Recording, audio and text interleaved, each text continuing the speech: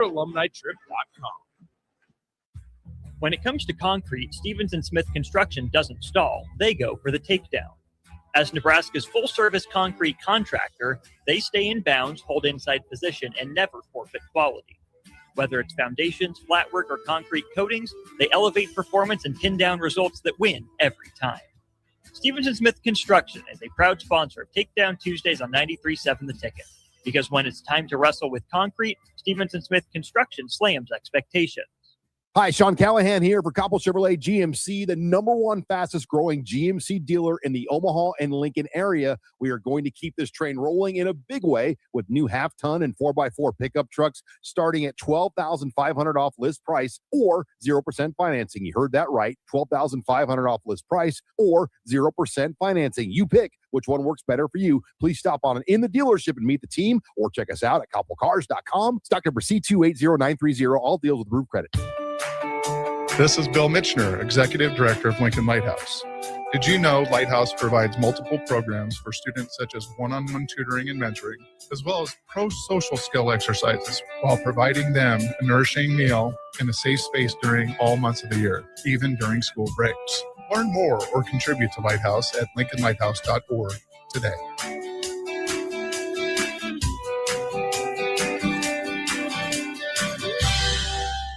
It's the holiday season. Time for work parties, friend get-togethers, and family gatherings, which means lots of eating.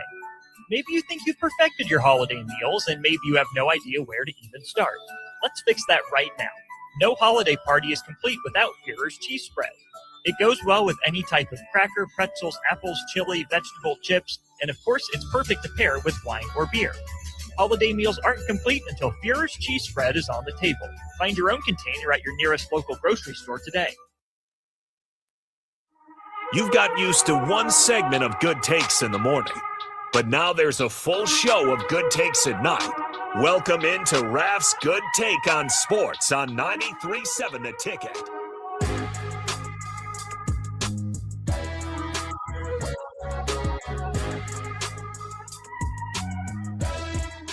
Welcome in to Raff's Good Take on Sports 93.7 Ticket, ticketfm.com. We got Chris Raff, the man of the hour, as always. If you guys want to join in, 402-464-5685. Southern Haven text line, Facebook, YouTube, X, Channel 961. Chris Raff, how's it going? Going pretty good. How are you this fine Monday night, the final Monday of 2025? Doing pretty good. It's crazy to think 26 is already around the corner. That not old yet, but I've been alive for a while. And it's just like thinking of all the sports teams and how many championships I got, and it's a whopping 0. So hopefully something could break here in the near future. We can go ahead and hoist a trophy. I know Husker basketball, they're looking great. My Chicago Bears lost yesterday, but they don't look bad. And then the women's basketball team, unfortunately, they lost, but to a very good USC team today. And then my Bulls aren't going to figure it out anytime soon. Other than that, though, I had a great Christmas. How about yourself? No, not too bad. It was really laid back.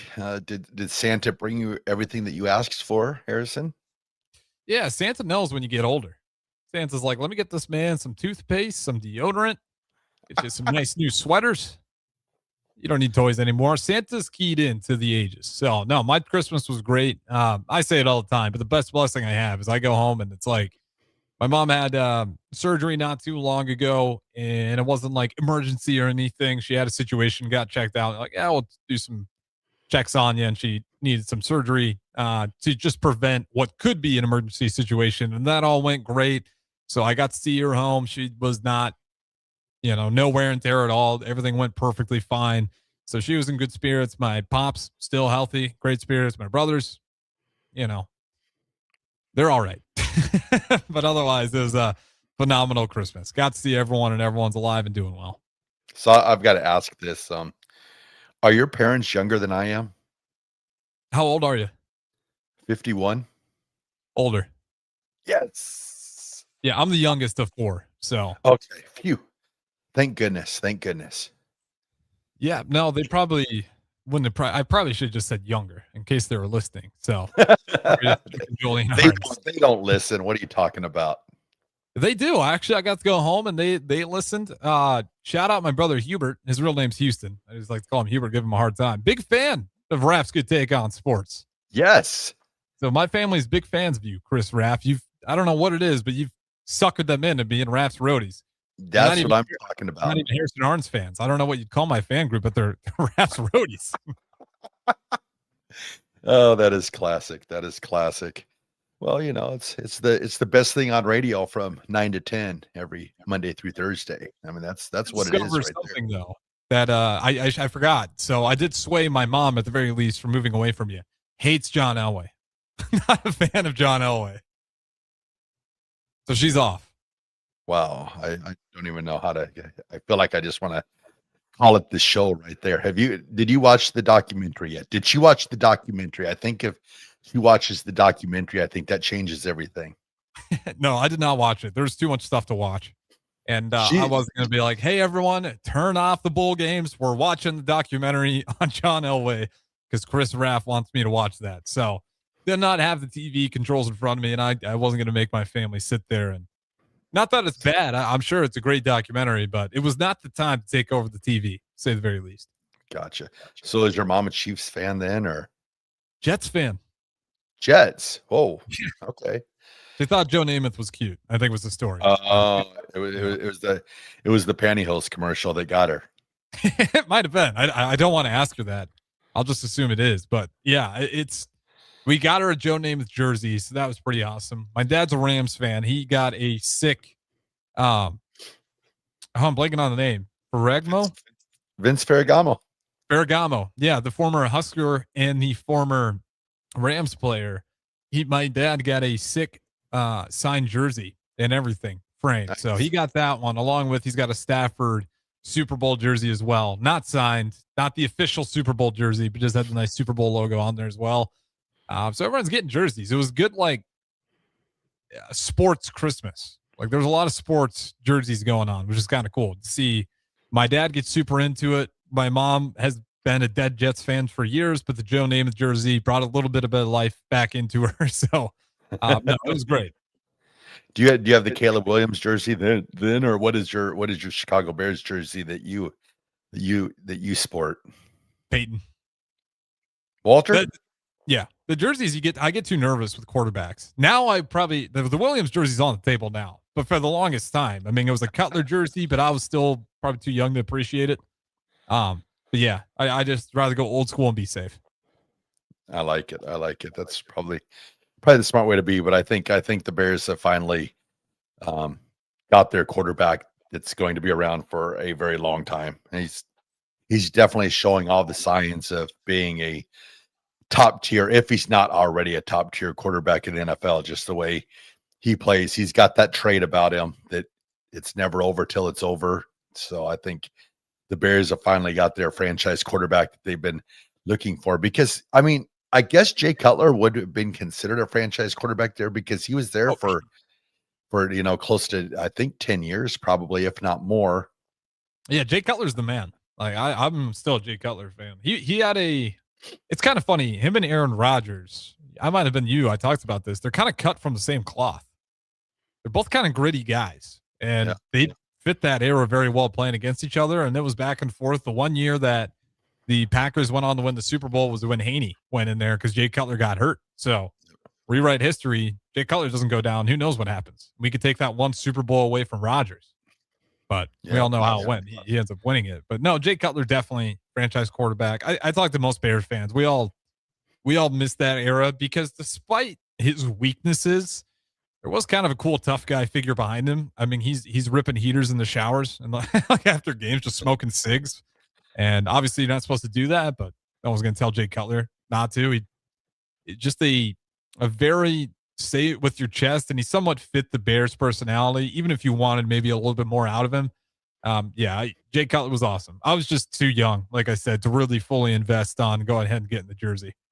And my parents probably didn't think he was a great role model to get a jersey after, so maybe that's why they didn't get me one. Well, I'll say one thing though about Jay Cutler. It's like I have like regrets like in this life, like from a sports perspective. And one of the regrets that I have from a sports perspective is that Jay Cutler never got more years with Mike Shanahan and Denver's offense. I think if they would have kept them together, I wish that's probably the one error that Patrick Bowlen made, was letting Mike Shanahan go maybe just a little bit too early. Going to Josh McDaniels was definitely not the choice on the table, should have never been made. But I think if you would have left Jay Cutler and Mike Shanahan together, you would have seen some all-time numbers out of Jay Cutler. I mean, he still had a great career with the Bears, but I think in that Shanahan offense, I think what him and Jay Cutler could have done would have been pretty amazing. And then my second one is going back to Nebraska. I'll say this, them letting Frank Solich go. I know that people talk about the curse of the last 20 some years, but Nebraska was ready to go that next year. And I wish I would have loved to have seen Solich get one more year, Bo Pelini get one more year defense coordinator. But those are two of my great sports regrets. That's for sure. Yeah. And patience will, really put a program back. I think the Penn State Nittany Lions are going to figure that out. I think we've obviously figured it out here in Nebraska. And then, if he would have stayed down there, because even with the Bears, Jake Cutler, that defense was so good. That was like in the peak of the Brian Urlacher. In fact, they had Julius Peppers too, if I remember right. And they were awesome on defense, and then great special teams. So he wasn't necessarily like awesome with the Bears. He was just a good game manager. Yeah. But you put him back there with another offense and a different, he had the traits. He had an absolute cannon and he could throw it on a rope, but the Bears just kind of played a little bit of different style, really leaned on that defense and special teams game at that point in time. Yeah. I remember when his rookie year in preseason, there was a preseason game where he threw a ball like 70 yards. It was an absolute howitzer shot. I was just like, oh my goodness. And then I think if he could have had another year or 2 or 3 with Mike Shanahan, I think you would have seen a much different Jay Cutler. I felt like his training wasn't complete yet with the Shanahan training, because he'd put up, great numbers his final year with the Broncos, but then Josh McDaniels came in and then that was just a total implosion. And that was the end of Jay Cutler in Denver. And then that's when they brought in the great Kyle Orton to take over the reins there in Denver. Yeah. And it's crazy how history turns out. Speaking of Shanahan, though, sorry to go back to the Bears, but how about that coaching battle? That was probably the most fun I've watched, was just two coaches going at it between Ben Johnson and Shanahan on the 49ers. Yeah, that's two of your, I think when you look at play calling in the NFL right now, it's like Ben Johnson, Kyle Shanahan. Well, Sean McVay tonight, even though they are struggling mightily against the Atlanta. 21-0 still?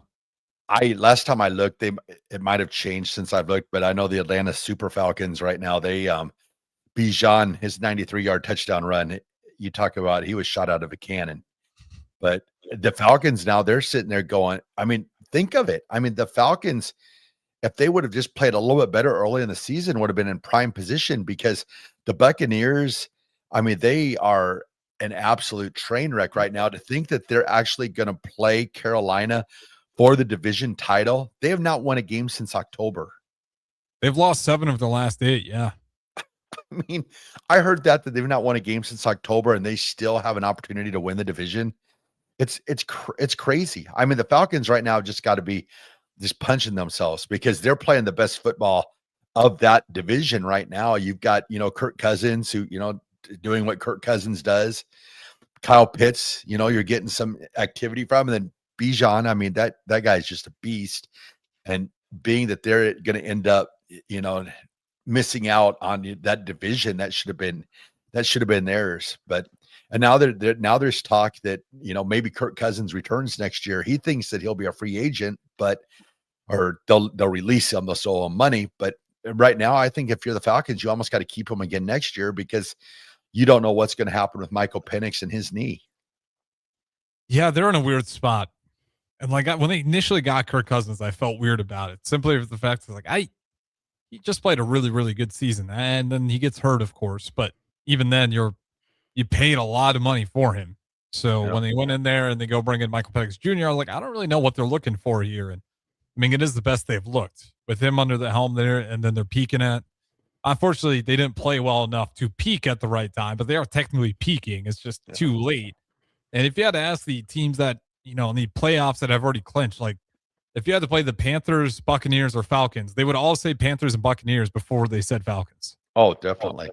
And then you've got it. Then with the Falcons, it's hard to think, what they're thinking right now because that Michael Penix, they want Michael Penix to be the future of that organization.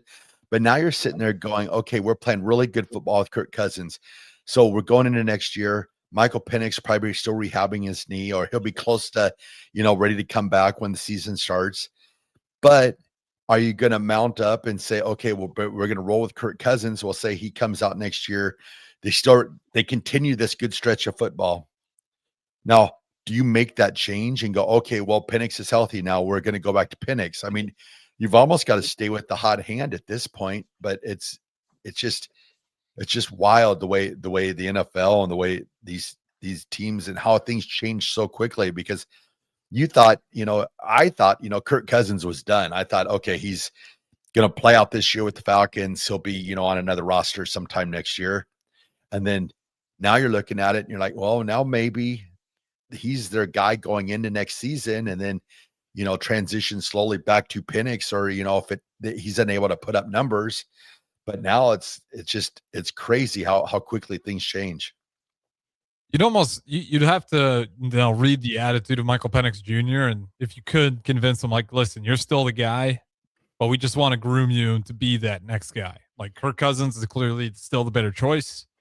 We don't think anything less of you, but our best chances are for you to sit back and watch him because he's clearly got something going on here. And if you can pick his brain and learn from him and be in one of those positions where you're just cool, comfortable, sitting on the bench, waiting for your time, then great. But that's in today's league. I don't know how easy it is to convince guys and to keep a good attitude about it when you were the starter. And then obviously with the knee situation, now you're out. We don't know what that's going to look like. You got to try to convince him, I'd imagine, to sit out next year and let Kirk Cousins run the show again because it's a good team when he's playing. I mean, they're good enough on defense. Clearly in this Rams game, they're showing it right now. You just mentioned Bijan Robinson. You put him with a good passing quarterback, a quarterback that can punish a team for, their safeties are coming too hard downhill and they're trying to load up the box. Kirk Cousins can punish that, and he can read that easy and knows when he's got you on your heels. These younger quarterbacks takes a little bit of time, depending on who they are. And right now, that's the best thing Bijan Robinson had is having Kirk Cousins under the helm so they can kind of open up that box again.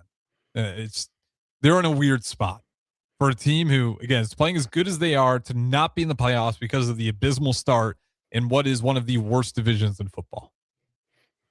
Yep, I agree with everything you said. I was just looking at the score here, 24-10 right now. The Rams just scored a touchdown, so they're making a little bit of a comeback, but still a 14-point lead for the Falcons. But we all know the Falcons; those big leads sometimes tend to disappear late in ball games. So hopefully they don't Falcon late in the game. So we'll see. Yeah, watch Kirk Cousins throw like 4 interceptions after we get done talking here. Just prove everything I said just totally wrong. And then someone will clip it. I'll be on like ESPN bad take segment. Ooh, that'd be awesome. You'd be famous. I could be like, I know. Wrong reasons. Well, you gave it a run. You got it.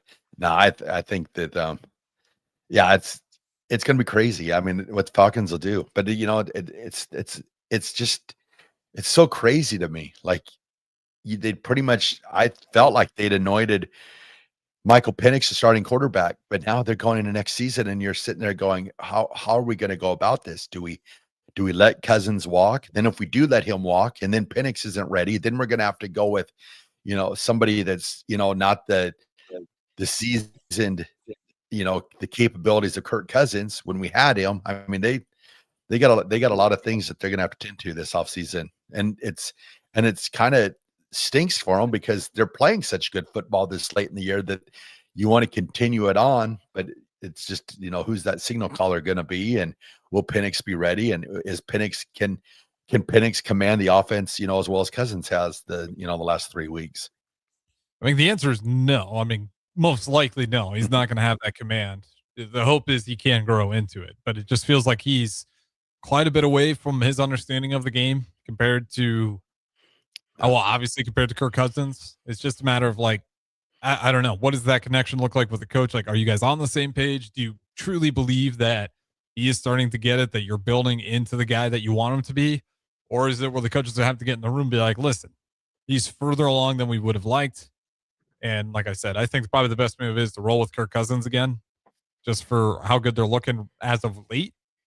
But again, if it could all crumble apart here because he is an older quarterback. Like if he gets hurt again, then you're really in some deep trouble there.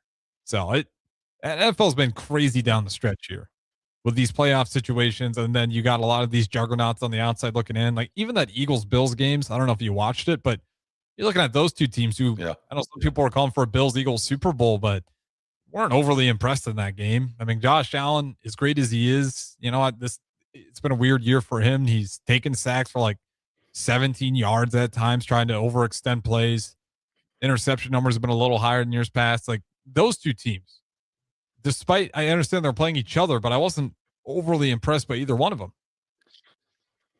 Well, the thing with that though is they have those quarterbacks though that even though when nothing's going well, nothing's going right, they still have that ability when it comes down to it. Like I mean, Josh Allen did not have one of his better games. But then at the end of the game, there he is sitting there. Game is tied, you know. And like I said after the game, yeah, I know the Bills lost, and Josh Allen was visibly upset because he makes that throw 9 out of 10 times, maybe more. But I said, you know, having a upset Josh Allen going into the playoffs that's not a bad thing to have. And I mean, it's just like, and I look at the Eagles. The Eagles are the same way to me. Like they've had their struggles this year and they've had their team, you know, chemistry questions, you know, with AJ Brown and stuff like that. But long as you have Jalen Hurts under center and you have that person that can make the difference, I feel good about both those teams. Like even though they might not have shown, you know, but you also got to look at the weather too. I mean, it was a downpour. Yeah, that's true. There in Orchard Park, but both those quarterbacks they have you in the game at the money time, and that's like the way I looked at the Bears last night. They didn't get the victory. However, they were right there. I mean, they were right there, and that goes to the capabilities of Caleb Williams. It's always NFL. It's the quarterback. I know that the defenses win titles, but the quarterback's the one that keeps you in the game, and the quarterback's the one that, you know, if you have that quarterback that they have the utmost confidence in that they're going to bring you back or they have a chance to win the game. Like, I mean, Caleb Williams, when he was out scrambling last night, you know, he didn't complete the pass, but you could just see the fight in him and, you know, what he brings to the game, his mobility, you know. So I was impressed with, you know, with what that's probably the first extensive Bears game that I, you know, really watched, you know, just watched the Bears. You know, sometimes I'll have them up on the YouTube quad TV and I'll have them, you know, up in the corner. But one where I just was watching just solely the Bears game last night, I was impressed, you know, what he brings to the game and what he does for the Bears. And that's what I see when I watch the Eagles and the Bills. That was another game, you know, I watched, you know, primarily just that game. And you watch both those quarterbacks that when you have those guys, you're never out of the game. And it's you know, it goes to, you know, the Patrick Mahomes of the world. And there's a certain amount of quarterbacks that if you have those guys, no matter what the score is, you have a chance. And it doesn't happen all the time for you. But for the most part, like even like Buffalo, they were lifeless. I mean, it was 13-0, I believe. Oh yeah, it was 13-0. Yeah, 13-0 because they would have kicked the extra one and 14, but they missed. Yeah, it was 13-0. The Bills were lifeless, but you just know with Josh Allen, it's like this game's not over. If they get a touchdown, and the next, you know, there they are. You know, they have the game, and they have a chance to go for the win, and they were unable to do it. But you know, like I said, and going back to that, would you have win for 2 there? Or would you have kicked the extra point? I'd go for 2. See, I'm kind of in the middle. Like I was fine with them going for 2 because they had the momentum. But then I'm also thinking to myself, kick the extra point. You are at home, and your defense is pretty much shut down the Eagles in the second half. So there's 2 different two different avenues. I think he made either way. I think was the right choice because I mean, throw, he missed the pass, but looking back at the end of the game on Fox, they asked, and the only person that said going for two was the right thing was Terry Bradshaw. And I was like, I disagree with that. I think that it was the right. They both were the right. I think that was one time where I think it was the right call, either or.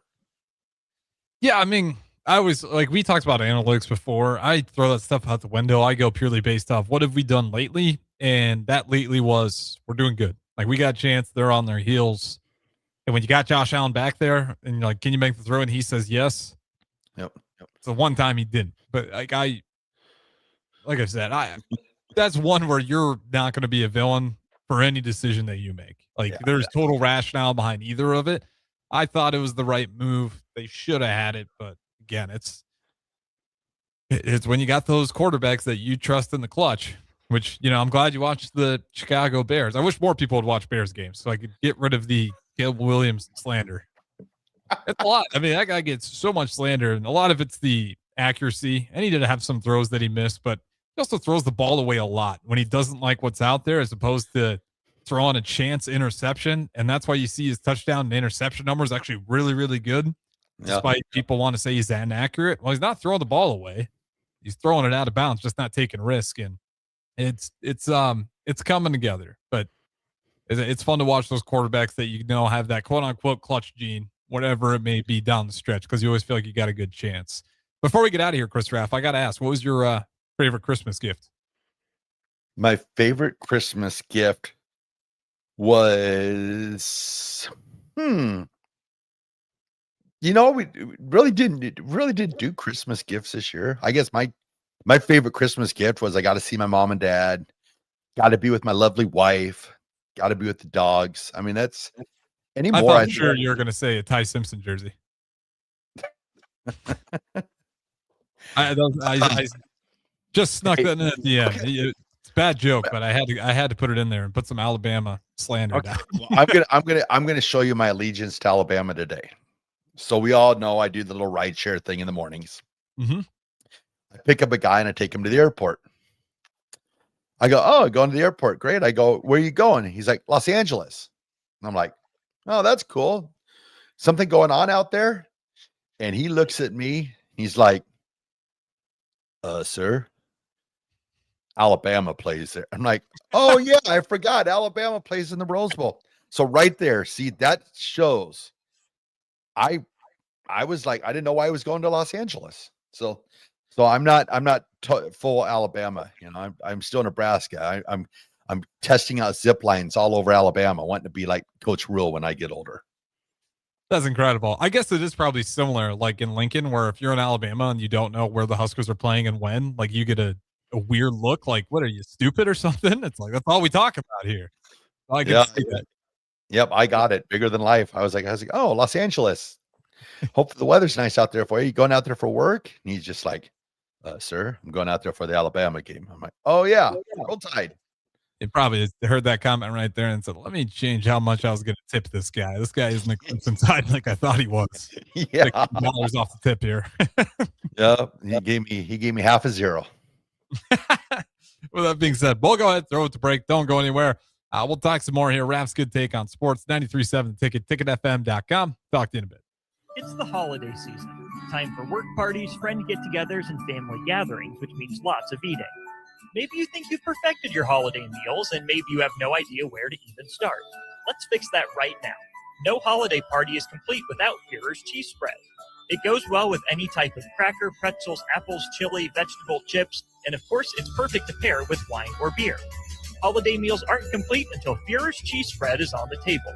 Find your own container at your nearest local grocery store today. Sometimes good people make mistakes. When you find yourself in need of an attorney, call Liberty Law Group. The attorneys at Liberty Law Group will defend you in court and protect your freedom to get you the best possible outcome and the justice you deserve. Trust your freedom to Liberty Law Group, the best criminal attorneys in Nebraska and Iowa. Call them today at 877-404-5238. That's 877-404-5238. Or check them out online at libertylawgroup.com. Hey guys, it's Carly from Boyd Farm Outfitters. Farmers, the Nebraska Ag Expo is coming up on December 9th through 11th at the Sandhills Global Event Center, and we'd love to see you there. Our team will be in two places at once, in the Boyd Farm Outfitters booth and the Green Eye Technology booth, which are both in the Currency building. In the meantime, check us out on Facebook, Instagram, and X at BoydFO to see what we've been working on. Again, that's BOECKFO on social media. We look forward to seeing you at the expo. Staying profitable means finding smarter, more efficient ways to farm. Those decisions turn hard work into something worth passing down. Join us at the Sandhills Global Event Center in Lincoln for the Nebraska Ag Expo on December 9th through 11th, where agriculture meets innovation. From big iron and livestock production to the latest in ag tech and soil health, discover the solutions that can help you do more with less and protect your legacy for generations to come. Sponsored in part by Farm Credit Services of America and Ag Direct. If you're seeking a career with a growing company, Gaina Trucking and Excavating is hiring and looking for additions to their team. Gaina Trucking has a strong team culture, competitive pay, 401ks, and benefits like health, dental, and vision. Drivers are guaranteed 40 hours per week, even in the winter months, and are home every night. Start your career today at Gaina Trucking and Excavating. Apply today at GainaTrucking.com. Ticket listeners know a dream team when they see one. At Applied Connective, we've been in the game for 20 years and have developed a team of world-class leaders in all things IT. From cybersecurity and Microsoft products to physical security, audio-video, infrastructure, business phone systems, and anything in between, we'll help you leverage technology to become your most secure, efficient, and profitable. Head to our website to check out real reviews and testimonials and sign up for a free tech consultation. We can show you where you might be vulnerable, inefficient, or overspending. It's a game changer, and it's totally free. Claim yours right now at appliedconnective.com. The top-ranked Nebraska volleyball team is trying to play its way to the Final Four in Kansas City. Make your plans now to cheer on the Huskers with a VIP travel experience from Sports Trip and the Nebraska Alumni Association. Travel round trip from Lincoln in a luxury motor coach with free parking, plus an overnight stay at the beautiful Hotel Indigo in Kansas City. See details and register at HuskerAlumniTrip.com. Hurry, spots are limited. Register now at HuskerAlumniTrip.com. When it comes to concrete, Stevens & Smith Construction doesn't stall. They go for the takedown. As Nebraska's full-service concrete contractor, they stay in bounds, hold inside position, and never forfeit quality. Whether it's foundations, flatwork, or concrete coatings, they elevate performance and pin down results that win every time. Stevens & Smith Construction is a proud sponsor of Takedown Tuesdays on 93.7 The Ticket. Because when it's time to wrestle with concrete, Stevens & Smith Construction slams expectations. Hi, Sean Callahan here for Coppell Chevrolet GMC, the #1 fastest growing GMC dealer in the Omaha and Lincoln area. We are going to keep this train rolling in a big way with new half-ton and 4x4 pickup trucks starting at $12,500 off list price or 0% financing. You heard that right, $12,500 off list price or 0% financing. You pick which one works better for you. Please stop on in the dealership and meet the team or check us out at koppelcars.com. Stock number C280930. All deals with roof credit. This is Bill Mitchner, Executive Director of Lincoln Lighthouse.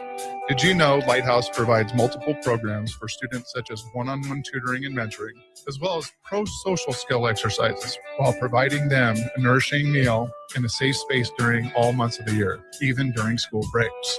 Learn more or contribute to Lighthouse at lincolnlighthouse.org today.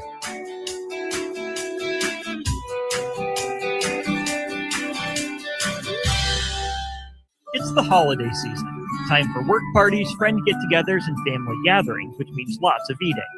Maybe you think you've perfected your holiday meals, and maybe you have no idea where to even start. Let's fix that right now. No holiday party is complete without Führer's cheese spread. It goes well with any type of cracker, pretzels, apples, chili, vegetable chips, and of course, it's perfect to pair with wine or beer. Holiday meals aren't complete until Führer's cheese spread is on the table. Find your own container at your nearest local grocery store today. Sometimes good people make mistakes. When you find yourself in need of an attorney, call Liberty Law Group. The attorneys at Liberty Law Group will defend you in court and protect your freedom to get you the best possible outcome and the justice you deserve. Trust your freedom to Liberty Law Group, the best criminal attorneys in Nebraska and Iowa. Call them today at 877-404-5238. That's 877-404-5238. Or check them out online at libertylawgroup.com. Hey guys, it's Carly from Boyd Farm Outfitters. Farmers, the Nebraska Ag Expo is coming up on December 9th through 11th at the Sandhills Global Event Center, and we'd love to see you there. Our team will be in two places at once, in the Boyd Farm Outfitters booth and the Green Eye Technology booth, which are both in the Currency building. In the meantime, check us out on Facebook, Instagram, and X at BoydFO to see what we've been working on. Again, that's BOECKFO on social media. We look forward to seeing you at the Expo.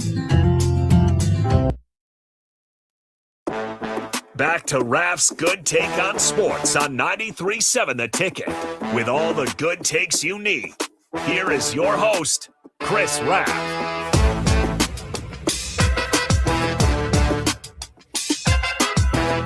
Welcome back in segment number 2, Raff's Good Take on Sports, 93.7 The Ticket, ticketfm.com.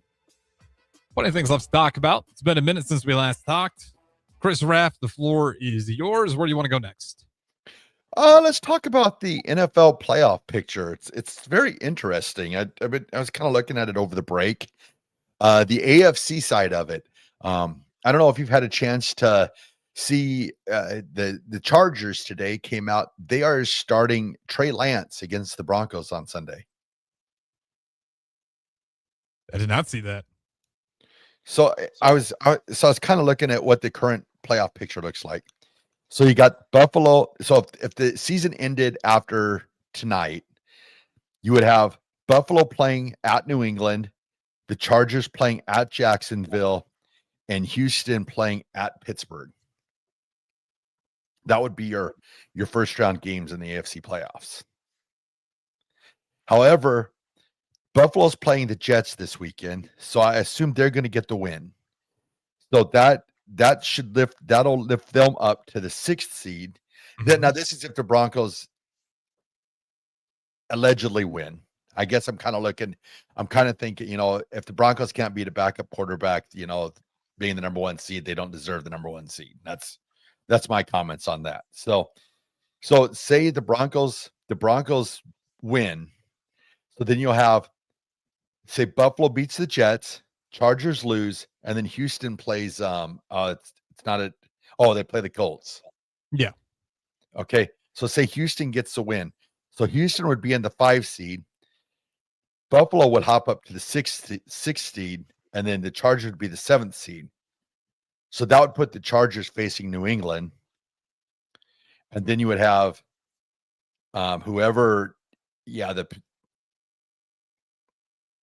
that's right. And then you'd have Houston playing either Pittsburgh or Baltimore, and then you'd have Buffalo playing Jacksonville. So I don't know if that's the Chargers just kind of saying, okay, we'd rather play the Patriots instead of Jacksonville at this time, or they're just doing it just to get their players healthy. I'm assuming it's just to get healthy. I wouldn't feel that much greater about either matchup. That's my guess. Yeah, it caught me off guard a little bit because I was like, if they still could, improve their standing to get up to play, the lower seed, but Harbaugh came out and said that, they were going with Trey Lance in the game. So I was like, oh, so they're kind of almost saying, I'll go back again. If Broncos can't beat the 2nd string quarterback, they don't deserve the first seed in the playoffs. So if that, plays out like that, it would be, Buffalo would most likely be facing Jacksonville in the first round, and the Chargers would be playing the Patriots. So we'll see how it all formulates, because I think everything else is pretty well locked in. Just the Pittsburgh and the Ravens game, and then whatever happens with the Broncos and the Patriots on home field. Yeah, because Herbert's not hurt or anything, right? Well, he's banged up, so he said he's gonna rest him. Like nothing that was gonna keep him out of this game, other than banged up minor injuries, but nothing that's crazy. So I don't think it's any disrespect. That's purely just let's just get right here before post. Watch Chargers come in and beat the Broncos with Trey Lance, and they don't have a quarterback controversy. No. Well, what do you think about the Malik Willis and the Green Bay Packers, and then Jordan Love, who I know they got bodied by the Baltimore Ravens, and Derrick Henry just went nuclear on him. But, you had LaForge that had to shut that down, because Malik Willis, QBR rating, he's always phenomenal. Like, he is a very, very good quarterback. And every time he steps in for Green Bay, they win a lot of games. But he put his foot down right away and said, no, Jordan Love's our guy once he's healthy. Do you think Malik Willis could start somewhere else though? Because he seems like he's too good to just be a second stringer all the time. Like he could be a legit good starting quarterback somewhere else. Well, I think the possibilities are there. And that goes to show you, like going and getting a chance to work with LaFleur for a couple years. These young quarterbacks, like we talk about Justin Fields all the time. He's never had that advantage of going to work with a good quarterbacks coach or somebody that can develop a quarterback. Malik Willis, when he went to Green Bay, it was pretty much, things didn't work out with Tennessee, just really, not there. Now he's in Green Bay, and now there's talk of, can he go start somewhere else? Is there somewhere out there that that would take him to be their starting quarterback? And he's got a better chance now than what he did when he went to Green Bay. And that, I think, goes to the quarterbacks coach. You look at Jordan Love, when he's got his weapons, and he's a pretty darn good quarterback. I mean, he was given the Broncos everything they wanted in the first half of that game, and then was it Christian Watson injured his shoulder, and things kind of went south for them in that game. But Jordan Love, he's the Packers quarterback. I know Malik Willis, the QBR is good and all, but I think he'll have to find his money and his success, in a different location, because I think Jordan Love will be in Green Bay for probably the next 10 to 15 years. Yeah, I agree. I think I'm not so surprised with them like doubling down on Love. That would be surprising if he said, you're right, quarterback competition's open again, like right before playoffs. But, with Malik Willis, like if I'm the Colts, like I'm calling as soon as I can. Like, let's get you down here, because I'm not paying Daniel Jones. I like Daniel Jones. I'm not paying you. See, I'm in the boat. I think the Colts are going to stick with Daniel Jones. I think that he had done enough early in the year before he was injured. I mean, look at him. He had him 8-1 or 8. He had one of the top records in the AFC before he was injured. And so I think the Colts are going to go back heavy into Daniel Jones. How much are you going to pay for it though? Well, see, that's a contract year, isn't it? Did he sign a 2-year contract, or I'm assuming he signed a 2-year contract? But I don't think he would have only signed a 1-year. Well, I guess no, he was on the team at the end of last year. So I don't know if it was a 2-year deal or a 3-year deal, or what he signed because remember he kind of 1-year deal for just this season. Okay. So so they're going to have to decide what they're going to do with Anthony Richardson, because they kind of got him, he's sitting there thinking he's ready to play with that orbital bone, but then they, continue to, play Phillip Rivers. So the Colts have those questions, what is Daniel Jones that guy? Are they going to, up him, which I think they probably will. I think Shane Steichen, I think, really likes Daniel Jones at quarterback. And it's, they both wear number 17. Daniel Jones is much more mobiler than Phillip Rivers, but I think Steichen, likes Daniel Jones at quarterback. So I would not surprise me one bit to see Daniel Jones return again for the Colts next year at quarterback. But then like I said, you're going to have these quarterbacks out there that are looking to play, and Anthony Richardson's one of those guys that he's going to, because that'll be his 3rd year next year. So he'll have probably one more year at the Colts unless they trade him. And then then we talked about, Malik Willis, and then Trey Lance. See, Trey Lance will be interesting too with the Chargers, because he's got to work with Jim Harbaugh. So I would assume you're going to see a pretty decent version of Trey Lance on Sunday. So you're going to have some quarterbacks in this offseason that are going to be looking for homes. Some of those guys, without knowing what they're going to look like. Yeah, the reason I say Malik Willis so much is, like, for the Colts, is like he's such a system quarterback. Like, he doesn't take anything that he never does a lot himself, or he's not changing up the coach's plays a lot. He'll call audibles if it's obvious, but he is just very game management, operate the ball. Like, he does not take risk. He just fits so well what I think the Colts want to do and how that team's built right now, to where, maybe you don't see the deep balls much, but he definitely has it in the arsenal if he needs to. And he's just got more tape.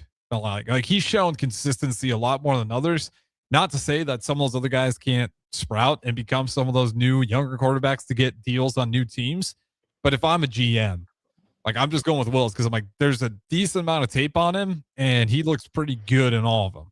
regardless of the team he's going up against, he's shown, because even in that Ravens game, like none of that was on Willis. Like I actually thought he played an okay game, but you turn it over that much, it's going to be a tough time. And a lot of, just fumbled the ball. So I'm locked in if I'm the Colts, because how much would you give Daniel Jones? Like if you're going to actually bring him back, like how much are you paying? It just depends. It just depends the confidence level that they have him. Was the first 8 games or whatever that he played to start the year, was that enough to prove to him that he is a franchise quarterback? Here's another name too that comes up that's going to be interesting next year. Deshaun Watson. I feel like he should be banned. I don't know who would touch that point. Oh, I mean, he's locked in with the Browns again next year for, crazy money because of that contract being fully guaranteed. But I mean, it's going to be going on. He's been healthy this year where he could have, I believe his Achilles was back at the end of the year where he could have played. He participates in the practices. He's on the sidelines with Shadur. It's like, is he, I would like to see what his mindset is. Is he one where he'll, make some adjustments in that contract, maybe possibly to sign, with somebody else in a trade, like a sign and trade, or, what's going to happen with him? Because it's been almost close to 3 years since we've seen, Deshaun Watson play because he had the Achilles issues. He was out all year this year. I mean, it's crazy that this quarterback that, 4 or 5 years ago was talked about as one of the top players. I mean, he was the guy that was, giving Patrick Mahomes fits. And now you're looking at him and you're like, what is going to happen? I guess another year of being the third string emergency quarterback for the Browns, I guess. I mean, the Browns in the offseason, they've got a quandary in front of them. I mean, you got to think Shadur's the quarterback just by, fans, but then you got Gabriel that you have your draft pick. And then you have, the Browns are the Browns. They are an interesting team. I mean, they're going to have to make a decision one way or the other and go with it. And then another surprise for me is the Saints. I think they actually found a quarterback. It's like Tyler Shuck's been awesome. Yeah, who'd have thunk it? And now they're looking at here. They were thinking about probably, do we go for Arch Manning next year? And now they're sitting there going, nope, Tyler Shuck's our guy. So it'll be interesting to see what his sophomore season looks like next year, because they'll probably fully commit into him into next season. And then if Arch comes back, I guess that would give him a year to see what Tyler Shuck's all about. But and then it's the Raiders. I mean, of all the years, the Raiders to get the first pick in the draft. It's like Dante Moore or Fernando Mendoza. I mean, none of those guys for me really turn the needle as a first round quarterback draft pick, but I could be wrong. But it's just like, it just doesn't feel like there's a true franchise NFL quarterback in the draft this year. No, if you're the Raiders, because it is such a weak number one, I don't know how much you could get if you trade back. But that's what I'm thinking. I'm like, listen, we're just going to get as many picks as possible because we have a absolute dumpster fire going on. Like, we need a lot of new faces. We need a lot of new rookies with, just some fresh energy, because the energy around here has sucked. Well, then and then Max Crosby. I mean, the Raiders they are a special group. I mean, like you're one guy, pledges allegiance to the Raiders, and then you shut him down without even, a discussion with him. That's, to me, that's crazy. And now you have him that he's perturbed because all you hear about Max Crosby is the engine that, never quits, plays through pain, all this, all that, the Raiders being the Raiders, should have brought him in, discussed it with him and told him, okay, this is what we're thinking, and given him the option, not just saying, okay, well, we're shutting you down because you have a knee injury. It's like, that's not the way to run that organization, especially with the guy who's pledged so much allegiance, has a no trade clause. Like, I'm a Raider, I want to be a Raider. And then the Raiders basically give you well, sorry, we're shutting you down. Yeah, which is crazy because he's, exactly what type of guy he is. And you should know how that conversation is going to go. Like, it's going to go bad. just to ignore the conversation altogether and just tell him we're shutting you down is crazy, because now you're really going to piss him off. And that's exactly what happened. And, the knee injury, the guy just posted clips of him shooting basketball after he got the news, just to give the middle finger to that Raiders organization, saying, oh, that's the story you want to go with? Just going to show the whole world how full of it you are. Here's some jumpers. Here's the tape. I'm playing basketball, jumping up and down with no problem. And if it was for tanking purposes, I'm sorry, as great as Crosby is, probably still going to lose games with him or without him, because your offense has been that bad all year. And you got Pete Carroll, you got Kelly in there, an offensive coordinator. And the first thing you were worried about was Ashton Genty's stance. Like, just bad. So I think Crosby's out of there. I think they crossed the red line, and I'm a little bit surprised at how seemingly unaware they were for it. Like, I get it. You want to tank or you want to protect the supposed knee. That looks totally fine. You just, got one of your best players, a generational talent, incredibly upset to the point to where one of the most loyal players who is willing to play for your dumpster fire organization that hasn't done it. When was the last time they made the playoffs? I think it was Rich Bisaccia a year, I think. So, you have to go that far back. I think Will Compton might have been manning the sidelines for that little 3-game stretch or whatever. Yeah. And it's crazy. I can't believe the Raiders sometimes. I like the NFL when the Raiders are good. This is sad and kind of pathetic to see the Raiders do this. Like, I get it. It's a business. Use a little bit of the sports mind, the competitiveness, and meet them in the middle. Like, I understand you want to crunch the numbers. You're dealing with professional athletes, and this one's a psycho, and that's why he's so good. And you just got the wrong guy mad. You upset the one guy that you thought was unupsettable, or the one guy that they would cater to. Like, they always talk about, treat each player fairly, but there's still that at the point where you cater to some players because they're your superstars. He's their superstar. He's that guy for them. And then you upset him. It's just like Raiders are going to Raider. Yeah, which is unfortunate. Because I know DeMornay Pierce-Snell, he's on holiday break right now, and great for him. He needs it, like, just to get away from this chaos. I told him, I was like, please send him to the Bears, and he said, hell no. And I think he's pretty upset. Like, he's just not happy with that organization, rightfully so. You go all the way back to Derek Carr, even.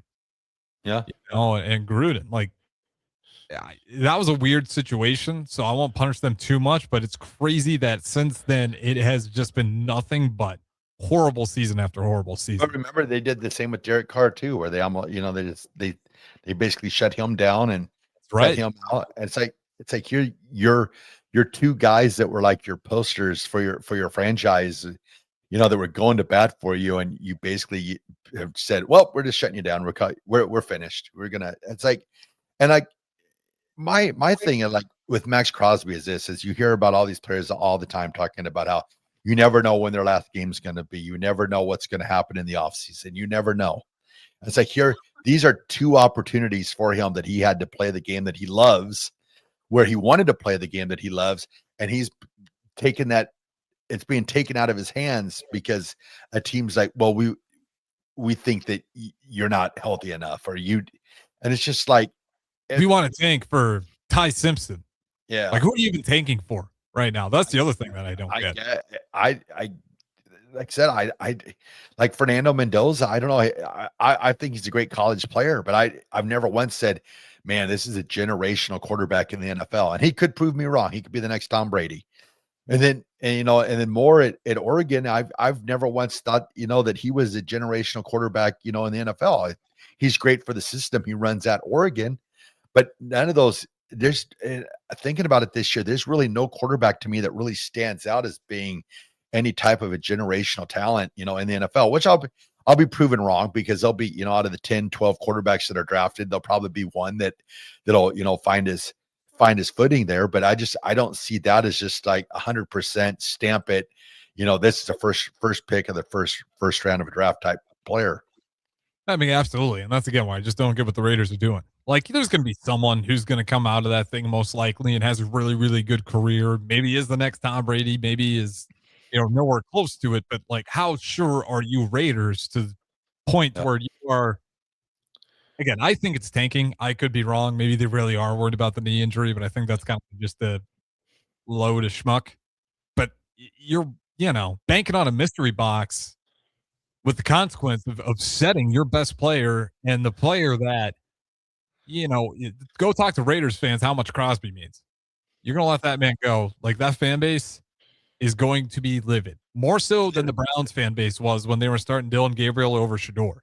That says a lot. And then you look at the Raiders also too.